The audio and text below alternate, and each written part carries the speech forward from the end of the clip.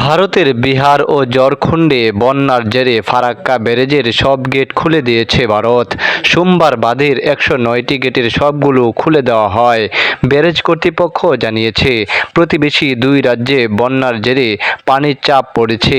তবে স্বস্তির বিষয়, এখনও নেপাল থেকে পাহাড়ি ঢল নামেনি।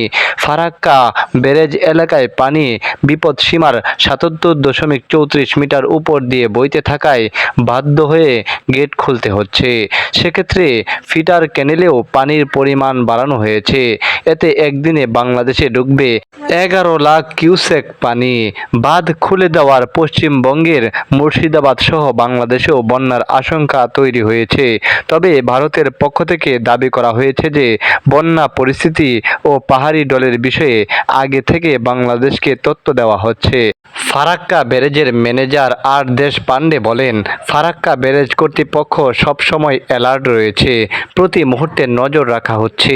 খুব কম সময়ের মধ্যে যেভাবে পানির চাপ তৈরি হয়েছে তাতে 109 গেটের সবকটি খুলে না দিলে ব্যারেজের উপর বড় চাপ তৈরি হচ্ছিল, বড় ক্ষতি হয়ে যেতে পারত।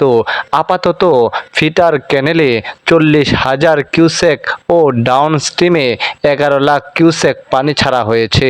বাঁধ খুলে দেওয়ায় বন্যার আশঙ্কা তৈরি হয়েছে পশ্চিমবঙ্গের মুর্শিদাবাদ সহ বাংলাদেশেও।